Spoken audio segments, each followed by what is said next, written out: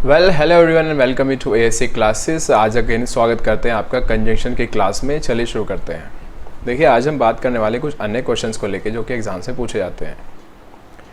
देखिए आज हम बात करने वाले हैं कंजंक्शन को लेके, जैसे कि इफ़ और वेदर को लेके। क्लियर?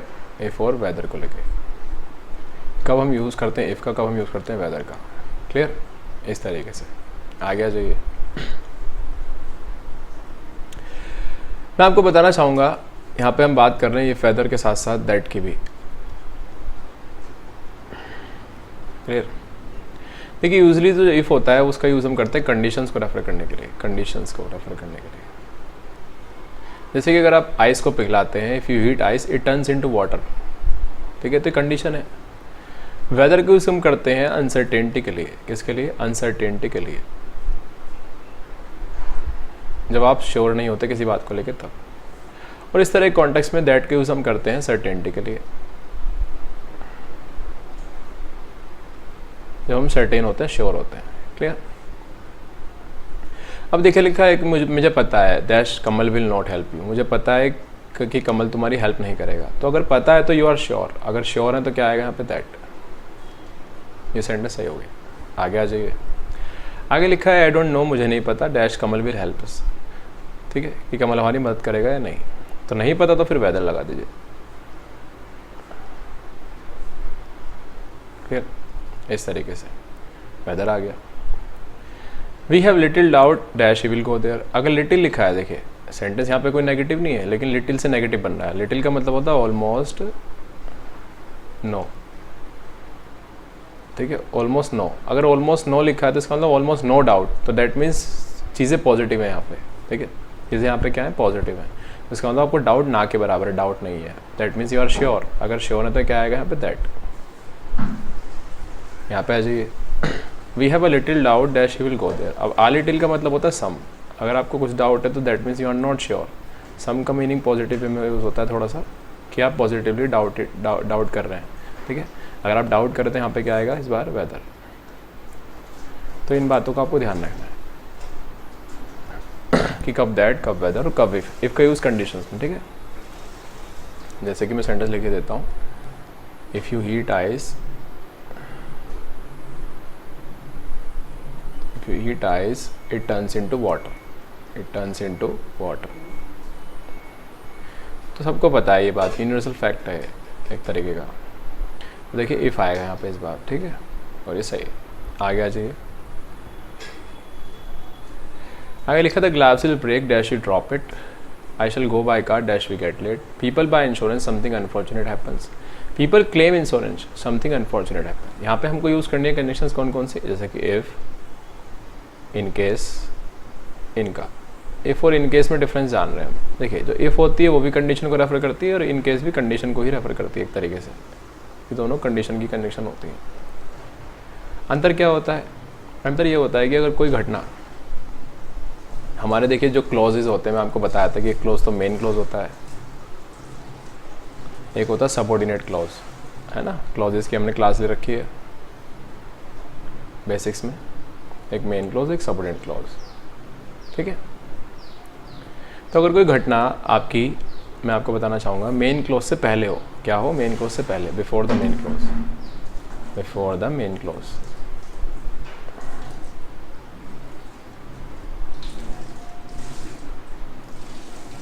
तब आपको यूज़ करना है इफ़ का। ठीक है, जैसे कि if you heat ice it turns into water. ठीक है, तो it turns into water main clause हो गया। इफ़ यू हीट आइस आपकी सबऑर्डिनेट क्लॉज हो गई। ठीक है, तो इसका मतलब मेन क्लॉज से कोई काम पहले होगा। ठीक है, यानी सबऑर्डिनेट क्लॉज का काम पहले होगा। ठीक है, तो अगर ये सबऑर्डिनेट क्लॉज का काम पहले होगा, ठीक है, एक मिनट, ठीक है, ये काम कब होगा? पहले। अगर ये काम पहले होगा तो ये काम बाद में होगा। तो इस केस में आपको यूज़ करना है इफ़ का।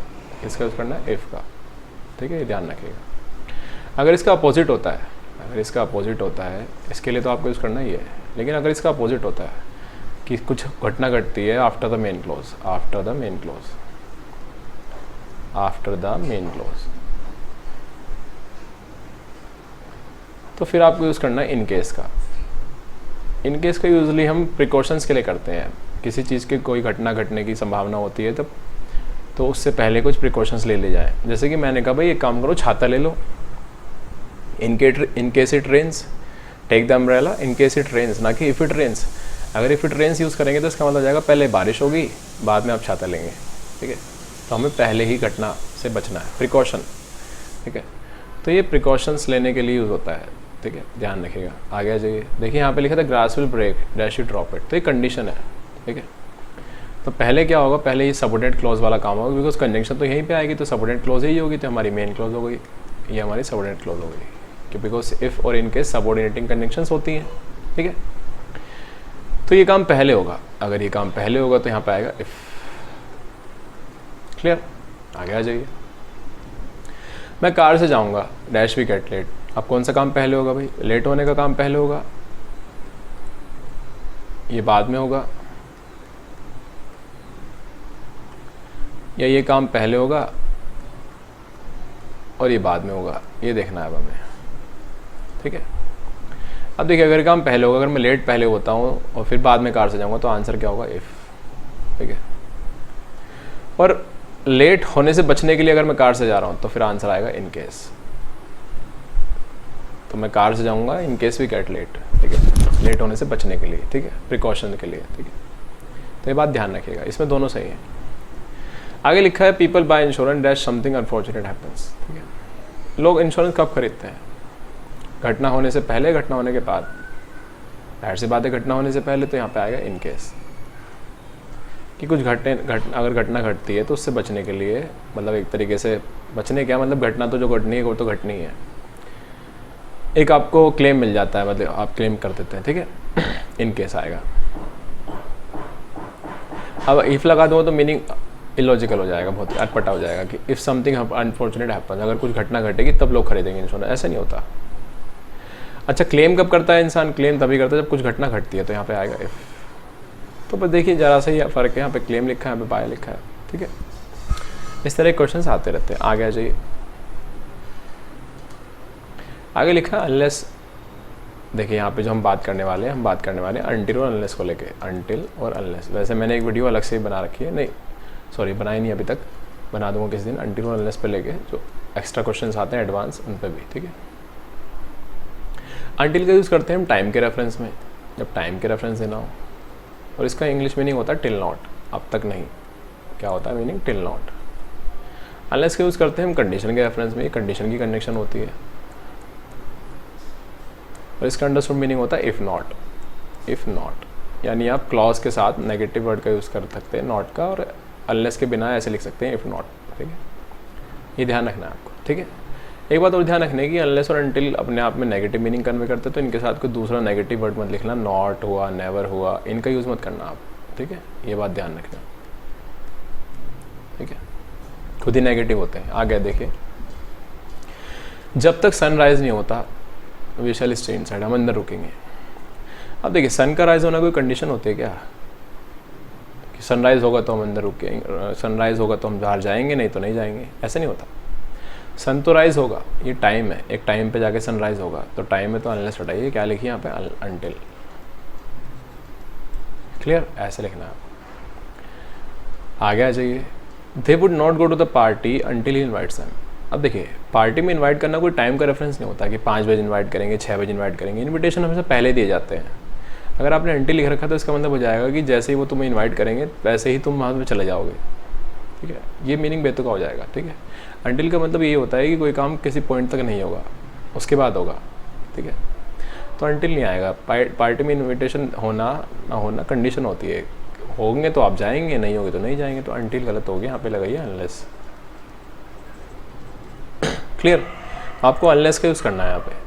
आगे लिखा I shall contact you in case of an emergency arises, तो ये अंटिल अनलेस खत्म हो गया। आगे आ जाइए, कुछ और क्वेश्चन हैं यहाँ पे, ये अलग पॉइंट है, ठीक है, ये पॉइंट अलग था।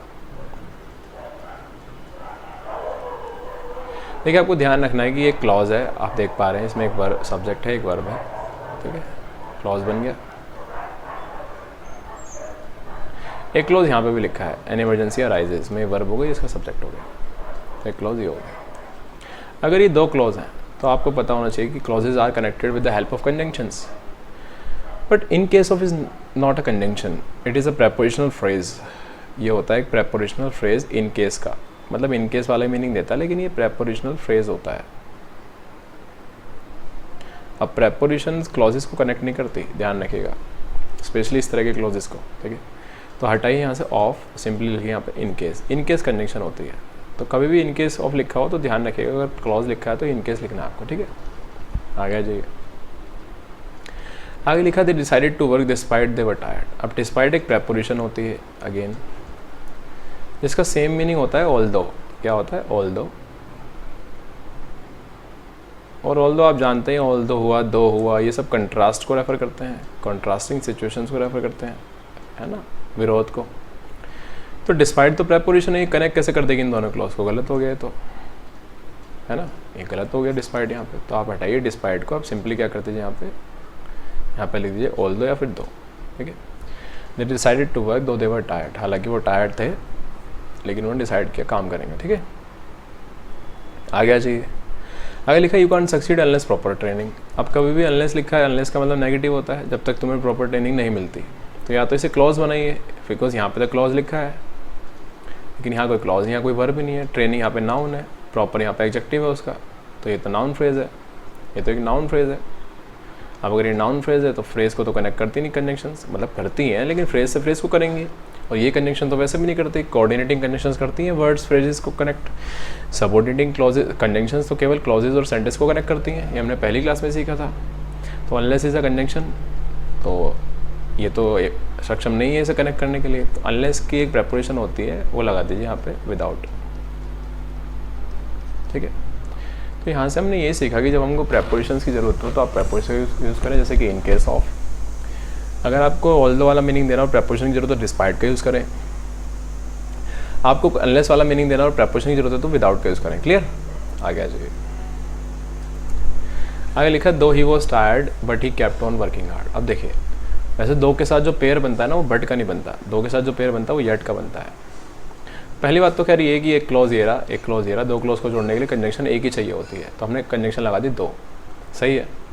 लेकिन फिर भी अगर आप एम्फेसिस करना चाहते हैं तो दो के साथ जो पेयर बनता है वो येट का बनता है, बट का यूज़ ना करें, ठीक है, ये ध्यान रखिएगा। आगे आ जाइए, आगे लिखा है हाउएवर इट सीम्स डिफिकल्ट, ठीक है, हालांकि ये डिफिकल्ट प्रतीत होता है but you can do it. तो हाउएवर का यूज़ हम कंट्रास्ट को रेफर करने के लिए करते हैं, लेकिन कंट्रास्ट को बट भी रेफर करता है तो दो कंजंक्शन एक साथ नहीं आएंगे, तो बट को यहाँ से हटा दीजिए। तो यहाँ अननेसेसरी कंजंक्शंस का यूज़ मत करिए। क्या कह रहा हूँ मैं? अननेसेसरी कंजंक्शंस का यूज़ मत करिए, ठीक है। तो अननेसेसरी कंजंक्शंस का आपको यूज़ करना नहीं है, ये आप ध्यान रखिएगा, ठीक है। जैसे कि दो के साथ बट मत लगाइए, हाउएवर के साथ बट मत लगाइए, बिकॉज के साथ देखिए आपने फिर से देयरफॉर लगा दिया, एक क्लॉज ये रहा, एक क्लॉज ये रहा, दोनों कनेक्टेड हो गए बिकॉज से, तो ये गलत, तो ये सही है लेकिन ये गलत हो गया। और वैसे भी देयरफॉर कंजंक्शन तो होती नहीं, देयरफॉर एडवर्ब होता है, एडवर्ब ऑफ रिजल्ट, रिजल्ट को रेफर करता है। अब रिजल्ट को रेफर कर रहा है तो रिजल्ट तो ऑटोमेटिकली रेफर हो ही गया ना, क्योंकि वो एल था तो रिजल्ट क्या आया कि वो कॉलेज नहीं गया, तो वो ऑटोमेटिकली रिजल्ट रेफर हो चुका है, देयरफॉर की जरूरत नहीं है, ठीक है। तो देयरफॉर अननेसेसरी वर्ड्स का मत यूज़ करिए, ध्यान रखिए, अननेसेसरी कंजंक्शन, अननेसेसरी वर्ड्स यानी एडवर्ब्स वा, इनका यूज़ मत करेगा आप, ठीक है। आगे लिखा है एज सुन एज ही केम, जैसे ही वो आया, देन ही we shall leave this place, ठीक है। एक मिनट रुकिए, यहाँ पे कम्स कर लीजिए, एज सुन एज ही कम, जैसे ही वो आता है हम इस स्थान को छोड़ देंगे। अब देखिए यहाँ टाइम का रेफरेंस है कि जैसे ही वो आता है, तो जैसे ही वो आएगा वैसे ही हम स्थान छोड़ देंगे, तो देन लिखने की जरूरत क्या है? जाहिर सी बात है उसके आने पे छोड़ेंगे, तो देन तो यहाँ पे एडवर्ब है जो कि कनेक्ट नहीं कर सकता इन दोनों क्लोजेस को, इन दोनों क्लोज को कनेक्ट कर दिया एज सुन एज कंजंक्शन ने, तो देन की जरूरत नहीं है यहाँ पे। देन भी टाइम का रिलेशन एक्सप्रेस करता है, यानी क्रोनोलॉजिकल ऑर्डर को रेफर करता है कि कोई काम किसी के बाद होगा। अब एज सुन एज ने खुद ही रेफर कर दी कि जैसे वो आएगा तो हम चले जाएंगे, तो देन की जरूरत ही नहीं है यहाँ पे, देन हटा दीजिए यहाँ से। तो इस तरीके से एज सुन एज के साथ देन का यूज़ नहीं करना आपको, ठीक है। आगे आ जाइए, they will not help you even you request them. अब देखिए यहाँ पे हमने एक क्लॉज लिख दिया और यहाँ पे हमने क्लॉज और लिख दिया। अब इवन ना एडवर्ब होता है, सरप्राइजिंग एलिमेंट्स को एक्सप्रेस करता है, सरप्राइजिंग सिचुएशंस को, जैसे कि तो भी तब भी उसके बावजूद भी ऐसे, ठीक है। जैसे मैंने कहा अच्छा तुम भी आए हो यहाँ पे, तो इवन यू ऐसे इस तरीके से, ठीक है। तो लेकिन ये कंजंक्शन नहीं होता, इट इज एन एडवर्ब, ये एक एडवर्ब होता है, and to connect two clauses we need a conjunction, तो ये गलत हो गया। अब इवन के साथ जो कंजंक्शंस बनती हैं, इवन एम्फेसिस करता है क्लॉजेस को, जो भी कंजंक्शन आएगी वो क्लॉज को कनेक्ट करेगी, तो इवन उसी क्लॉज को एम्फेसिस करेगा। जैसे इवन के साथ इफ़ भी आता है, इवन के साथ व्हेन भी आता है, इवन के साथ दो भी आता है ना, इस तरीके से। मतलब जो एक्चुअल में कंजंक्शन है वो ये है, लेकिन इवन सिर्फ क्या है, उस क्लॉज को एम्फेसिस कर रहा है, एडवर्ब क्लॉज बना रहा है, ठीक है। अच्छा, इवन इफ़ का यूज़ हम करते हैं कंडीशन को रेफर करने के लिए, इवन व्हेन का यूज़ करते हैं हम टाइम को रेफर करने के लिए, और इवन दो को यूज़ करते हैं हम कंट्रास्ट को रेफर करने के लिए। तो हमें सिचुएशन क्या चाहिए यहाँ पे, जाहिर सी बात है हमें यहाँ पे क्या चाहिए, कंट्रास्ट। भले ही तुम उन्हें रिक्वेस्ट करो लेकिन वो तुम्हारी मदद नहीं करेंगे, तो यहाँ पे लिख दीजिए इवन दो, ठीक है। इवन इफ भी आ सकता है, इवन इफ लिख दीजिए, इवन इफ भी ठीक है, if you request them they will not help you, ठीक है। लेकिन इवन इफ लिखेंगे तो मीनिंग बेतुका हो जाएगा, सॉरी फॉर दैट, क्योंकि अगर वो कोई कह रहा है कि इफ़ यू रिक्वेस्ट देम, अगर तुम उन्हें रिक्वेस्ट करोगे वो तुम्हारी मदद नहीं करेंगे, बेतुका मीनिंग हो जाएगा, ठीक है। अगर आप किसी रिक्वेस्ट करते तो चांसेस होते हैं कि वो आपकी मदद करेगा, तो यहाँ पे ये फटाइए, दो ही लिख दीजिए, ठीक है, क्योंकि सिचुएशन अपोजिट हो रही है, तो यहाँ पे लिख दीजिए दो, ठीक है, क्योंकि कंडीशन हो जाएगी ना। कंडीशन में आप जो भी रेफर करते हो उसके प्रोबेबल, वो सिचुएशन प्रोबेबल होती है, उसका रिजल्ट जो होता है वो प्रोबेबल होता है, लेकिन ये तो प्रोबेबल नहीं है, तो मना ही कर दिया कि वो मदद नहीं करेंगे, तो यहाँ पे दो लिख दीजिए, THOUGS दो, ठीक है, ये सही है। आगे आ जाइए, आगे लिखा भी first make our habits then our habit makes us, ठीक है, मेक अस। पहले अपनी हैबिट बनाते हैं, फिर हमारी हैबिट हमें बनाती है। हमने बीच में देन लिख रखा है, ठीक है, क्या लिख रखा है, देन। ये देन सही हो जाता अगर हम यहाँ पे एक पंक्चुएशन मार्क है वो लगा देते ऐसे, और यहाँ पे कॉमा लगा देते ऐसे, तो सही हो जाता है। लेकिन फ़िलहाल हमने ऐसा कुछ नहीं कर रखा, यहाँ से हटाइए ये, एक मिनट रुकिए। ये जो देन होता है ना, एडवर्ब होता है। अब एडवर्ब जो है वो क्लॉजेस को कनेक्ट तो करते नहीं है, ठीक है, जो एडवर्ब होते हैं वो क्लॉजेस को कनेक्ट तो करते नहीं है। एक मिनट रुकिए, थैंक यू, कैसे आ गया अभी सही।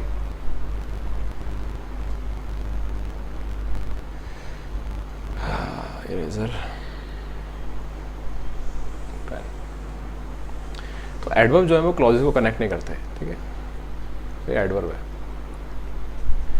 अब यहाँ तो कंजंक्शन लगाइए यहाँ पे, या पंक्चुएशन मार्क्स के चेंजेस करिए, तो पंक्चुएशन मार्क्स पे बेस तो क्वेश्चन खैर आते ही नहीं है, तो कंजंक्शन लगा दीजिए। अब दोनों चीज़ों को कनेक्ट करना है तो यहाँ पे लगा दीजिए एंड। तो कई बार हमें कंजंक्शन लगानी ही पड़ती है, ठीक है, ठीक है। तो ये क्योंकि जो एडवर्ब्स होते हैं ना हमारे, जैसे कि देन हुआ, इवन हुआ, है ना, ये सब वर्ड्स का आप ध्यान रखिएगा कि ये कंजंक्शंस नहीं होते, ये एडवर्ब्स होते हैं, तो इनके साथ कंजंक्शन लगानी पड़ेगी आपको, ठीक है। आगे आ जाइए, और अननेसेसरी कंजंक्शन और वर्ड्स का यूज़ मत करिएगा, ठीक है। सो देखिए, क्लास को यहीं पे विराम देते हैं। बेहतर तरीके से आप इन क्वेश्चंस को रिवीजन में लीजिएगा, अच्छे क्वेश्चंस हैं। तब तक के लिए थैंक यू सो मच।